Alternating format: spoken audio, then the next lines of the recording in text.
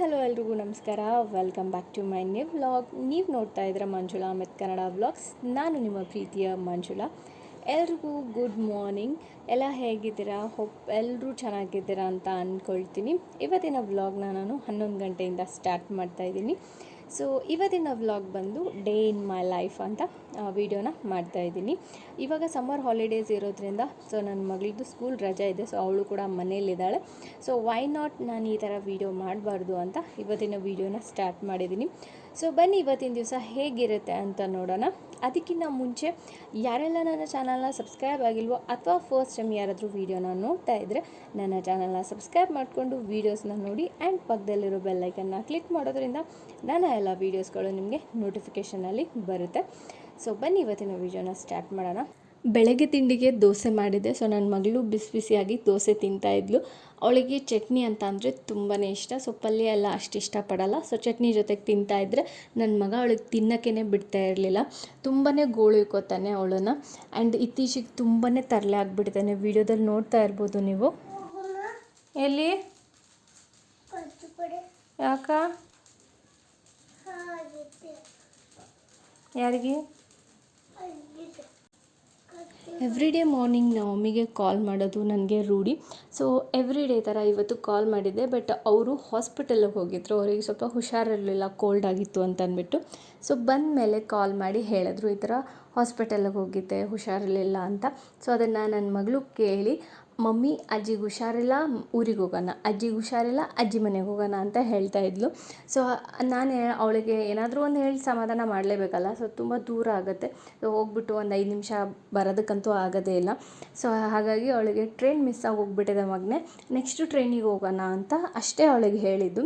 So ಬೇಗ ಬೇಗ ಕೆಲಸ ಮಾಡ್ಕೊಳ್ಳೋಣ ಮಮ್ಮಿ ಅಂತ ಅಂದ್ಬಿಟ್ಟು ನಾನು ಆಚೆ ಕಡೆ ಕಸ ಗುಡಿಸ್ತಾ ಇದ್ದರೆ ಅವಳು ನೆಲ ಒರೆಸ್ಕೊಂಡು ಬರ್ತಾಯಿದ್ಲು. ಈ ಮೋಪಿಂಗ್ ಬಗ್ಗೆ ಹೇಳಬೇಕಿತ್ತು ಫಸ್ಟು, ಇವಾಗ ನನಗೆ ನೆನಪಾಯಿತು. ಆ್ಯಕ್ಚುಲಿ ನಾನು ಇದನ್ನು ಮೀಶೋದಿಂದ ಪರ್ಚೇಸ್ ಮಾಡಿದ್ದು. ಸುಮಾರು ಒಂದು 3 ವೀಡಿಯೋಸ್ದಿಂದ ನಾನು ಹೇಳ್ತಾ ಇದ್ದೀನಿ ಮೀಶೋದಿಂದ ಸುಮಾರು ಪ್ರಾಡಕ್ಟ್ಗಳನ್ನ ಆರ್ಡರ್ ಮಾಡಿದ್ದೀನಿ, ಅದನ್ನ ಅನ್ಬಾಕ್ಸ್ ಮಾಡಬೇಕು ಅಂತ. ಬಟ್ ಅದನ್ನ ಅನ್ಬಾಕ್ಸ್ ಮಾಡಿ ನಾನು ಆಲ್ರೆಡಿ ಯೂಸ್ ಮಾಡ್ತಾಯಿದ್ದೀನಿ. ಸೊ ಹಾಗಾಗಿ ವೀಡಿಯೋಸ್ನ ನಾನು ಅಪ್ಲೋಡ್ ಮಾಡಿಲ್ಲ. ಸೊ ಈ ಥರ ಯೂಸ್ ಮಾಡಬೇಕಾದ್ರೆ ನಂಗೆ ನೆನಪಾಯಿತು ಅಂತಂದರೆ ಖಂಡಿತವಾಗ್ಲೂ ಆ ಪ್ರಾಡಕ್ಟ್ಗಳ ಬಗ್ಗೆ ಹೇಳ್ತೀನಿ. ಅದಕ್ಕೋಸ್ಕರನೇ ನಾನು ಯೂಟ್ಯೂಬಲ್ಲಿ ಅಪ್ಲೋಡ್ ಮಾಡುವಂಥ ಪ್ರತಿಯೊಂದು ವೀಡಿಯೋಸ್ನ ಮಿಸ್ ಮಾಡದೆ ಸ್ಕಿಪ್ ಮಾಡಿದೆ ನೋಡಿ.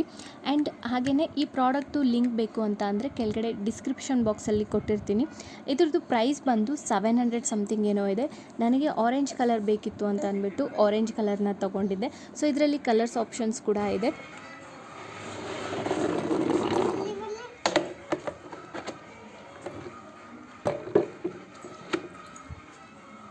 ಮನೆಯಲ್ಲಿ ಹೋದ ವರ್ಷ ತೊಗೊಂಡಿರೋ ಗೋಧಿ ಎಲ್ಲ ಖಾಲಿ ಆಗಿಬಿಟ್ಟಿತ್ತು. ಸೊ ಹಾಗಾಗಿ ಹೊಸ ಗೋಧಿನ ಪರ್ಚೇಸ್ ಮಾಡ್ಕೊಂಡು ತೊಗೊಂಡು ಬಂದಿದ್ವಿ. ಹಸ್ಬೆಂಡ್ ಮನೆಯಲ್ಲಿ ಹೀಗೇ ಒಂದು ವರ್ಷಕ್ಕಾಗುವಷ್ಟು ಗೋಧಿ ಮತ್ತು ಜೋಳನ ಪರ್ಚೇಸ್ ಮಾಡ್ಕೊಂಡು ತೊಗೊಂಡು ಬಂದು ಈ ಥರ ಪೌಡ್ರೆಲ್ಲ ಹಾಕಿ ಅದಕ್ಕೆ ಹುಳ ಆಗಬಾರ್ದು ಅಂತಂದ್ಬಿಟ್ಟು ನೀಟಾಗಿ ಇಡ್ತಾರೆ. ಬಟ್ ನಮ್ಮ ಮಮ್ಮಿ ಮನೆಯಲ್ಲಿ ಈ ಥರ ಎಲ್ಲ ಮಾಡಲ್ಲ. ನಮಗೆ ಯಾವಾಗ ಬೇಕು ಅಂತ ಅನಿಸುತ್ತೋ ಆವಾಗ ಮಾರ್ಕೆಟಿಗೆ ಹೋಗಿ ಪರ್ಚೇಸ್ ಮಾಡ್ಕೊಂಡು ತೊಗೊಂಡು ಬರ್ತಾಯಿದ್ವಿ ಅಷ್ಟೇ. ಆ್ಯಂಡ್ ಅದನ್ನೆಲ್ಲ ಕ್ಲೀನ್ ಮಾಡೋದು ನಮ್ಮ ದೊಡ್ಡಮ್ಮ ಮಾಡ್ತಾಯಿದ್ರು. ನಮ್ಮ ದೊಡ್ಡಮ್ಮ ತೀರ್ಕೊಂಡಾಗಿಂದನೂ ನಮ್ಮ ಮಮ್ಮಿ ಸ್ಟಾರ್ಟ್ ಮಾಡಿದ್ದಾರೆ. ಸೊ ಹಾಗಾಗಿ ನನಗೆ ಇದೆಲ್ಲ ಹಸ್ಬೆಂಡ್ ಮನೆಗೆ ಬಂದಿಂದನೇ ರೂಢಿ ಆಗಿರೋದು. ಇನ್ನು ಬ್ಯಾಂಗ್ಳೂರಲ್ಲಿ ನಾನು ಹಸ್ಬೆಂಡ್ ಇಬ್ಬರೇ ಇದ್ದಿದ್ದು. ಸೊ ಈ ಥರ ಎಲ್ಲ ಮಾಡೋದಕ್ಕೆ ಅಲ್ಲಿ ಟೈಮ್ ಸಿಗ್ತಾ ಇರಲಿಲ್ಲ. ಆ್ಯಂಡ್ ಅಲ್ಲಿ ಫುಲ್ ಬ್ಯುಸಿ ಲೈಫ್ ಕೂಡ, ಇಬ್ಬರೂ ವರ್ಕ್ ಮಾಡ್ತಾಯಿದ್ವಿ. ಬ್ಯಾಂಗ್ಳೂರಲ್ಲಂತೂ ಎಲ್ಲ ರೆಡಿಮೇಡ್ ಫುಡ್ಡೇ ಸಿಗುತ್ತೆ ಅಲ್ಲಿ, ಎಲ್ರಿಗೂ ಅದಂತೂ ಗೊತ್ತಿರೋ ವಿಷಯನೇ. ಸೊ ಅಲ್ಲಿ ನಾವು 5 kg ಅಥವಾ 10 kg ಪ್ಯಾಕೆಟ್ಸ್ನ ತೊಗೊಂಡು ಬರ್ತಾಯಿದ್ವಿ. ಸೊ ಅದನ್ನೇ ಯೂಸ್ ಮಾಡ್ತಾಯಿದ್ವಿ. ಗೋಧಿಗೆಲ್ಲ ಪೌಡ್ರ್ ಹಾಕಬೇಕಾದ್ರೆ ನಾನೇನು ಹೆಲ್ಪ್ ಮಾಡಿಲ್ಲ. ಆ್ಯಂಡ್ ಅದು ಸ್ವಲ್ಪ ಕೆಮಿಕಲ್ ಇದ್ದಿದ್ದರಿಂದ ಪಾಪುನೆಲ್ಲ ಎತ್ಕೊಂಡು ತಿನ್ನಲ್ಲ. ಸೊ ಹಾಗಾಗಿ ನೀನೇನೇ ಹೆಲ್ಪ್ ಮಾಡಬೇಡ ಅಂತ ಹೇಳಿದರು ಹಸ್ಬೆಂಡು. ಸೊ ಹಾಗಾಗಿ ನಾನು ಪಾಪುನ ಮಲಗ್ಸೋಣ, ಅವನಿಗೆ ನಿದ್ದೆ ಕೂಡ ಬಂದಿತ್ತು. ಸೊ ಪಾಪುನ ಮಲಗಿಸ್ತಾ ಇದ್ದೆ ನಾನು.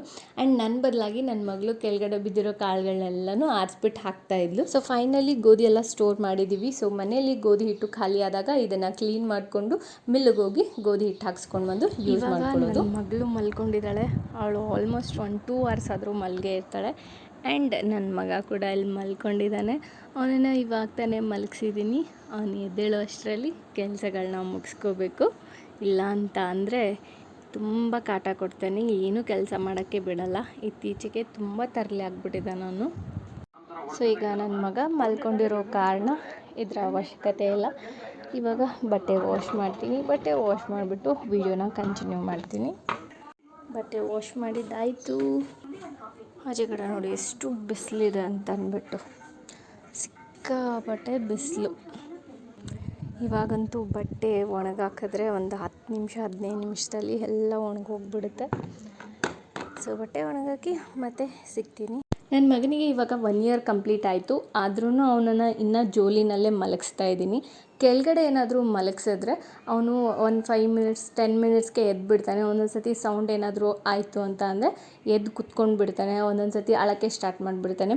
ಸೊ ಜೋಲಿಲಾದರೆ ಅವನಿಗೆ ಕಂಫರ್ಟಬಲ್ ಆಗಿರುತ್ತೆ. ಸೊ ಹಾಗಾಗಿ ಅವನು 1 ಅವರ್ ಅಥವಾ 2 ಅವರ್ಸ್, ಒಂದೊಂದು ಸತಿ ಅಂತೂ 3 ಅವರ್ಸ್ ಮಲ್ಕೊಂಡಿರ್ತಾನೆ. ಅವನಿಗೆ ಜೋಲಿ ಎಷ್ಟು ಕಂಫರ್ಟಬಲ್ ಆಗಿದೆ ಅಂತ ಅಂದರೆ ಅವನು ಎಚ್ಚರ ಆದರೂ ಕೂಡ ಜೋಲಿನಲ್ಲೇ ಆಟ ಆಡ್ತಾ ಇರ್ತಾನೆ. ಸೊ ಅಷ್ಟು ಕಂಫರ್ಟಬಲ್ ಆಗಿದೆ. ಒಂದೊಂದು ಸತಿ ನಾನೇ ನಿದ್ದೆಯಿಂದ ಇನ್ನೂ ಎದ್ದಿಲ್ವಲ್ಲ, ತುಂಬ ಹೊತ್ತಾಯಿತು ಮಲ್ಕೊಂಡು ಅಂತ ನಾನೇ ನೋಡ್ತಾ ಇರ್ತೀನಿ ಎದ್ದಿದ್ದಾನ ಇಲ್ಲ ಅಂತ ಅಂದ್ಬಿಟ್ಟು. ಸೊ ಅಷ್ಟು ಕಂಫರ್ಟಬಲ್ ಆಗಿದೆ ಅವನಿಗೆ ಜೋಲಿ.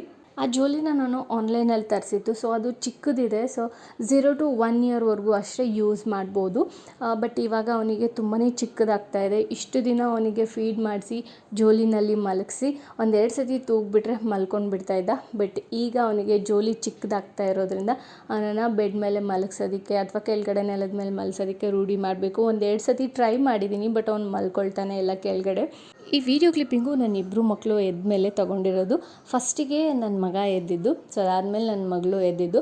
ಆಲ್ಮೋಸ್ಟು ಟೈಮಿಂಗ್ ಬಂದು 3:30 ಏನೋ ಆಗಿತ್ತು ಆಗ ಈ ಒಂದು ವಿಡಿಯೋ ಕ್ಲಿಪ್ಪಿಂಗ್ ತೊಗೊಂಡಾಗ. ನನ್ನ ಮಗ ನನ್ನ ಮಗಳನ್ನ ಎಬ್ಸೋದಕ್ಕೆ ಟ್ರೈ ಮಾಡ್ತಾಯಿದ್ದ. ಸೊ ಅವಳು ಎದ್ದೇಳ್ತಾ ಇರಲಿಲ್ಲ.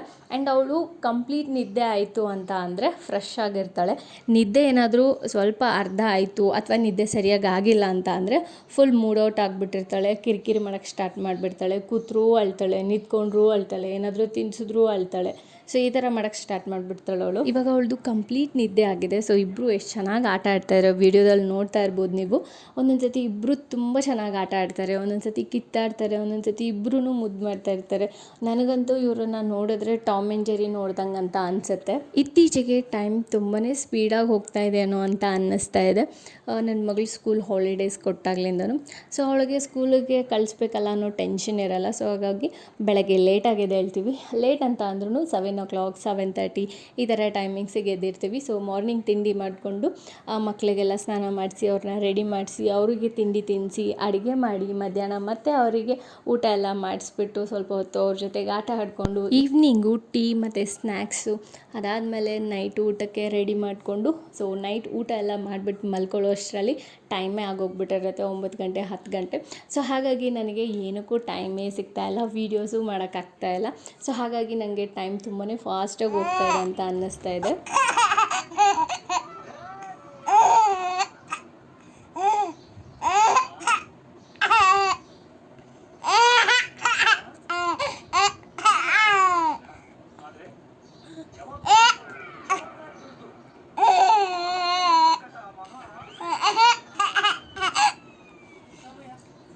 ನನ್ನ ಮಗಳ ವೀಡಿಯೋಗೂ ನನ್ನ ಮಗನ ವೀಡಿಯೋಗೂ ಕಂಪೇರ್ ಮಾಡಿದ್ರೆ ನನ್ನ ಮಗನ ವೀಡಿಯೋಸು ತುಂಬಾ ಕಡಿಮೆ ನಾನು ಮಾಡಿರೋದು.